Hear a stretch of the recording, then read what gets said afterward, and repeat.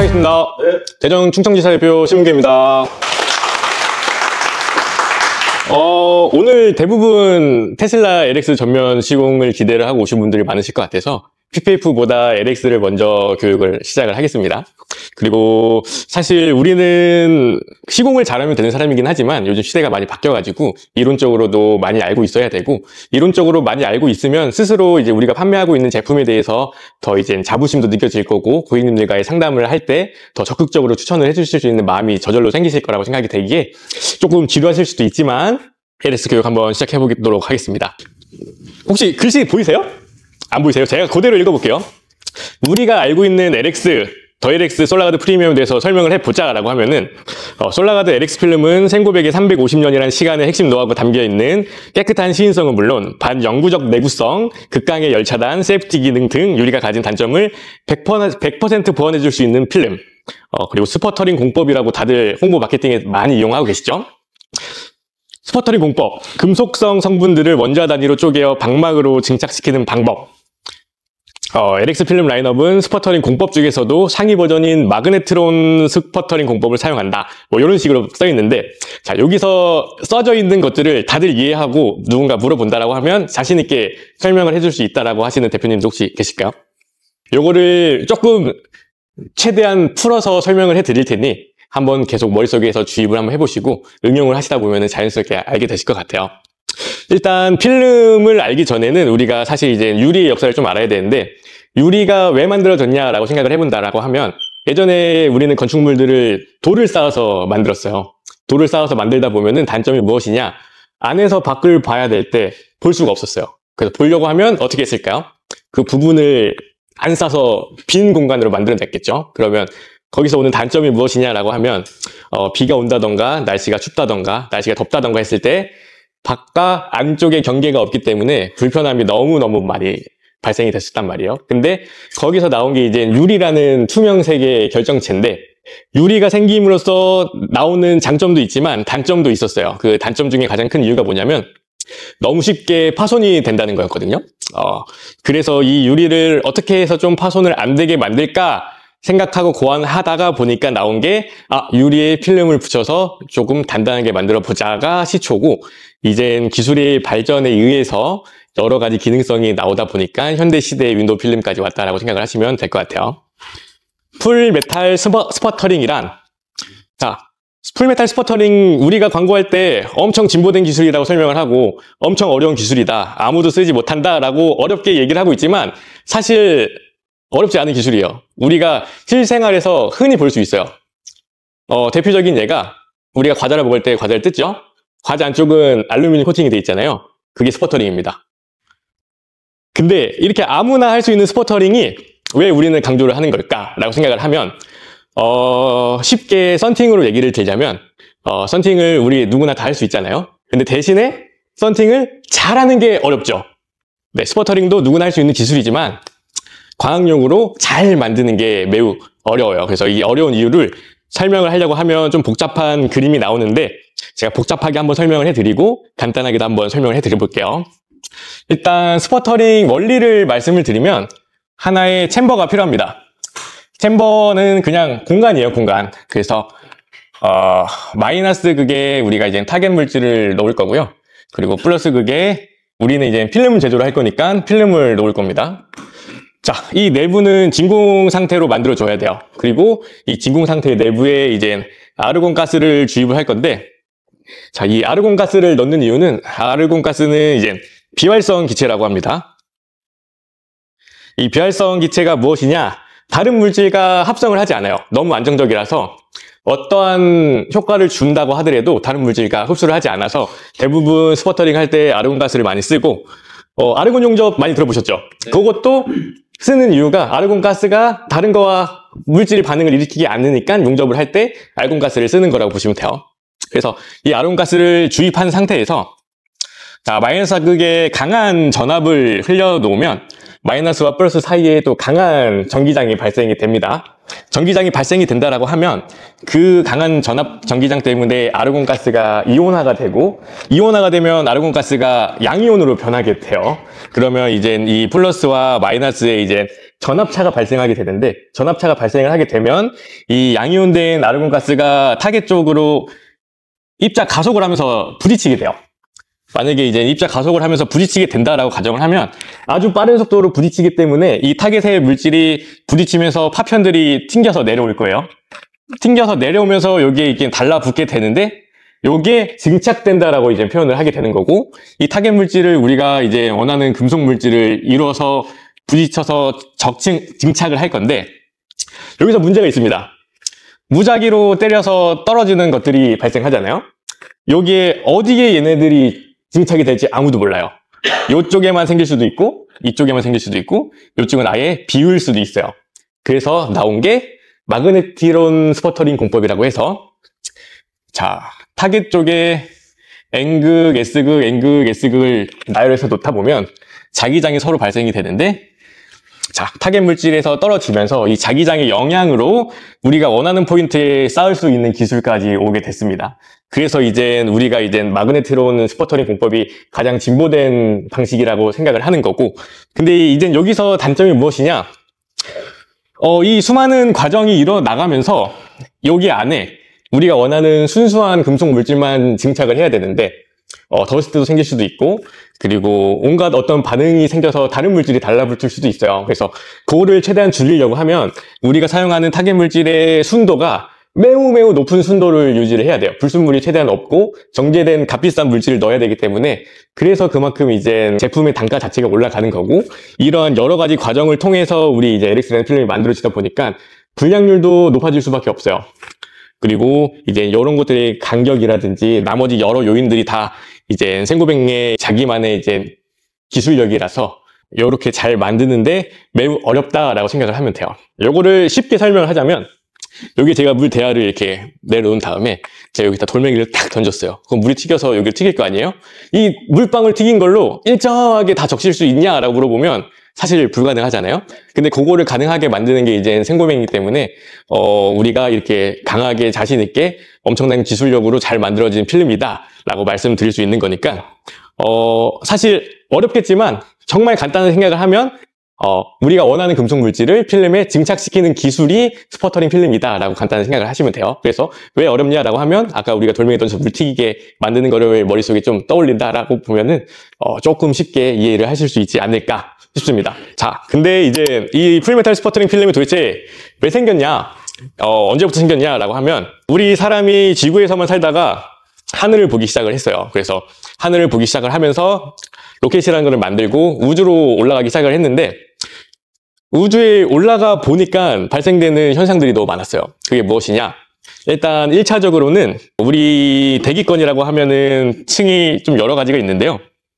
여기가 이제 대륙권이라고 하고, 성층권이라고 하고, 그리고 중간권이라고 하고, 열권이라고 하는 요만큼을 뚫고 올라가야 우주입니다. 근데 여기 온도가 대략 2000도예요. 근데 그냥 로켓만 쏴서 올라가면 아무 상관이 없는데, 우리는 관측을 해야 되기 때문에 카메라도 실어야 되고 유리를 통해서 우리 사람이 밖도 봐야 된단 말이에요. 그러면 여기를 뚫고 지나가려고 하면 맨유리로는 올라갈 수가 없어요. 그래서 요거를 도대체 어떻게 해야 될까 하다가 나온 게 이제 스퍼터링이고, 여기를 뚫고 올라가니까 더 문제가 되는 게, 우주에는 아무것도 없는 줄 알았는데 온갖 많은 우주 방사성들이 너무 많아가지고 맨몸으로는 버틸 수가 없어요. 그래서 또 그거를 막으려고 하다 보니까 금속 물질이 필요했고, 이 금속 물질을 투명한 필름에 입혀야 되다 보니까 스퍼터링이 생겼다라고, 요거는 그냥 알고만 계시면 될 것 같습니다. 우리가 필름을 광고 홍보 마케팅 할 때 제가 좀 안타까운 건 뭐냐면, 너무 다 열차단율에 목매여 있어요. 너무 다. 근데 사실 우리는 열보다 더 해로운 건 사실 이 UV라는 자외선이거든요. UV는 이제 울트라바이올렛이라고 얘기를 하는데, 이름만 봐도 좀 세 보이죠? 네, 엄청 센 녀석이에요. UV는 크게 C, B, A가 있는데, C는 대부분 소멸됩니다. 지구까지 오면서. 그리고 그 다음 B와 C가 지구까지 내려오게 되는데요. 자외선은 가시광선이 혹시 모르시는 분? 네, 맞아요. 우리가 볼 수 있는 파장입니다. 우리가 볼 수 있는 파장 바로 전 단계가 자외선이에요. 근데 이 파장이라는 게 되게 웃긴 게, 파장이 짧으면 짧을수록 몸에 해로워요. 몸에 해로운 이유가, 파장이 짧으면 성질이 무언가를 통과하고 투과하려고 하는 성질이 있어요. 요 UV 전 단계가 이제 뭐 X선, 감마선, 뭐 베타선 등등 있는데, 우리가 뼈 사진 찍을 때 엑스레이 찍잖아요. X선을 이용해서 찍는 촬영 기법인데, 그것도 파장이 짧아서 우리 피부를 뚫고 지나가니까 찍을 수 있는 거거든요. 근데 우리 엑스레이 찍으러 가면 되게 위험한 경고 문구들이 있잖아요. 그게 이제 몸에 해로워서 그런 건데, 왜 몸에 해롭냐? 무언가가 우리를 뚫고 지나가면 우리의 세포들은 뭔가 이제 분열을 하게 되고 데미지를 입게 돼요.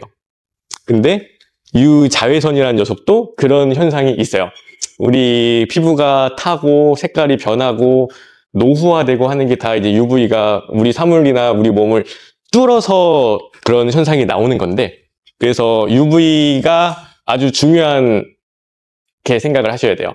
그래서 우리는 보통 다른 브랜드에서 UV 차단율을 얘기를 할 때 99.9% 혹은 뭐 99%. 우리 브랜드 어떻게 얘기하나요?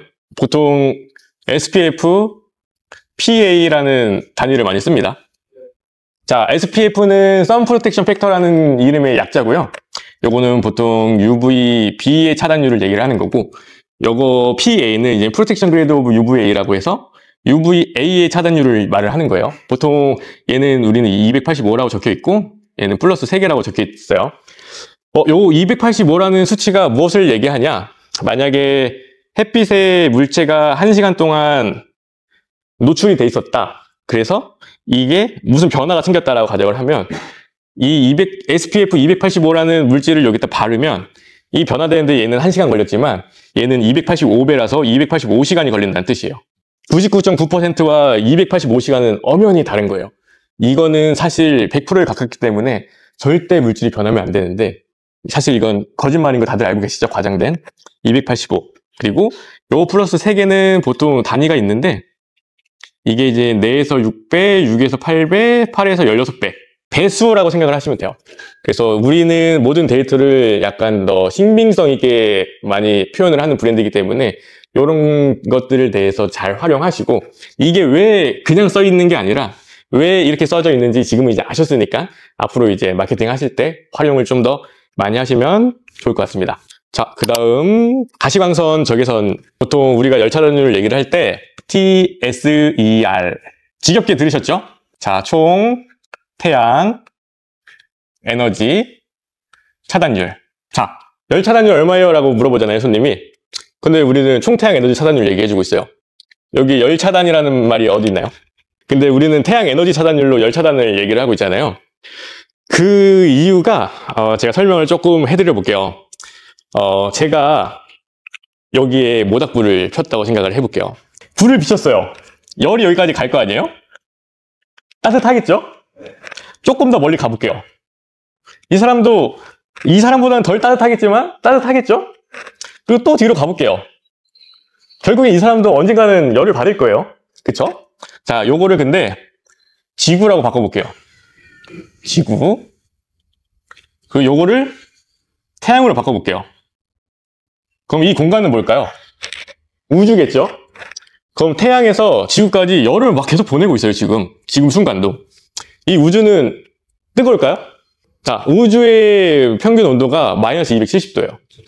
근데 지금 우리 지구는 이 태양 때문에 너무나 따뜻해요. 너무나 뜨겁고. 근데 이 사이는 안 뜨거워요. 왜 그럴까요? 일단 열을 전달할 수 있는 매질 자체가 우주에는 없어요. 그래서 태양 에너지가 우리 지구까지 어떤 식으로 유입이 되냐라고 하면 이제 복사 에너지라고 표현을 많이 합니다. 이 복사 에너지가 뭐냐? 전자기파의 형태로 우리 지구까지 들어오는 에너지 형태라고 보시면 되거든요. 자, 전자기파의 형태로 우리한테 오기 때문에 이런 에너지 자체를 차단한다라고 표현을 하고 있다라고 보시면 돼요. 이제 이게 가시광선이고요. 여기가 적외선 영역입니다. 열은 보통 가시광선부터 가지고 있어요. 가시광선도 열 에너지를 가지고 있고요. 적외선도 열 에너지를 갖고 있는데, 그래서 보통 우리가 이제 VLT 농도에 따라서도 열 차단율, 그 TSER 수치가 많이 다르잖아요. 그 차이가 대부분 이제 이 가시광선에서 유입이 되는 거라고 보시면 되는데, 우리 LX 필름은 모든 라인부 다 통틀어서 적외선 라인은 거의 다 동일하게 갑니다. 그리고 가시광선 라인만 서로 똑같은 수치로 갭이 일어나게 되는데, 이런 것들은 이제 다분히 이제 생고뱅에서 생각을 하고 설계를 한 데이터고, 보통 적외선 차단율이라고 하면 다들 막 80%, 90%, 70% 높은 스펙들의 필름들이 너무 많잖아요. 대부분 이쪽 파장 때 열적외선을 막을 수 있는 그 차단제가 많아요. 그래서 그런 테이스터 기들도 대부분 이 부분을 기준으로 거의 다 측정이 되고 있고, 그래서 이 부분 한 층만 측정을 해서 나온 값이 그 열 차단이라고 보시면 되거든요. IR 차단율. 그래서 다 높은 스펙의 필름들이라고 표현을 할 수가 있고, 대신에 이제 우리는 열 자체가 에너지가 이렇게 넓은 분포를 가지고 있는 태양 에너지를 직접 받고 있기 때문에 그 이제 IR 수치에 관한 거는 거의 다 허구다. 여기서 여기까지 얼마나 많은 에너지를 우리가 차단을 할 수가 있냐에 따라서 진짜 이게 열을 차단한다. 근데 요거를 더 정확하게 얘기를 하면 태양 에너지를 차단한다. 그렇기 때문에 TSER이라는 용어를 사용하고 있다라고 생각을 하시면 될 것 같습니다. 지금 요 가시광선 부분이 이렇게 산이 조금씩 올라간단 말이에요. 자, 요 앞에서부터 빨주노초 파란보거든요. 그 LX 시공하면서 고객들한테 필름 왜 이렇게 노래요? 이런 컴플레인 받아보신 분 있으세요? 실제로 시공하고 딱 보면 좀 누리끼리 하거든요. 그 이유가 뭐냐면 실제적으로 요 부위를 더 많이 통과를 시키고 요 부분을 더 많이 차단을 하고 있어요. 네, 그 이유가 파장이 짧으면 몸에 해롭다 그랬죠. 우리 눈에도 안 좋아요. 우리 핸드폰 기능 중에 블루라이트 차단 기능 키면 핸드폰 누래지는 거 있죠. 그게 의도적으로 이 짧은 파장들을 없애버리는 거거든요. 그러니까 요것도 우리 LX도 시야를 깨끗하게 보고 차 안에서 장시간 운전을 해야 될 수도 있는 상황이 있기 때문에 의도적으로 요쪽을 더 많이 차단을 하고 대외적으로 요쪽 부분을 더 많이 올려가지고 그 농도값을 정했다라고 보시면 된단 말이에요. 그래서 우리가 실제적으로 눈을 바라봤을 때 조금 노로스름하게 보인다. 그렇게 알고 계시면 될 것 같아요. 그래서 누군가 왜 그래요? 이거 잘못된 거 아니에요? 라고 누군가 물어본다면 이런 식으로 눈 건강을 위해서 설계가 되었다 라고 설명해 주시면 될 것 같습니다. 자, 요거 필름 비교는 사실 요 데이터 값은 크게 중요하지 않아요. 열 흡수 장점 하나씩만 얘기해 볼게요. 알고 계시는 거. 전파장이 없다. 그쵸? 시공성 편하다. 싸다. 자, 그럼 반대로 열반사는 장점이 뭘까요? 덜 뜨겁다. 시인성 좋다. 그리고 또 우리가 많이 쓰는 말인데 네, 내구성이 좋다. 자, 열흡수 타입이랑 열반사 타입의 그 차이는 다 알고 계시죠? 열흡수는 사실 메커니즘이 없어요. 그냥 하나의 막이에요. 열이 이렇게 들어오면, 태양 에너지가 들어오면 그냥 얘가 계속 버티고 있는 거거든요. 계속 그냥 데미지가 계속 쌓이고 있어요. 에너지 자체가. 이 에너지가 계속 쌓이다 보면 무슨 문제가 발생할까요? 이 자체가 온도가 올라가게 돼요. 온도가 올라가게 되면 어떻게 되냐?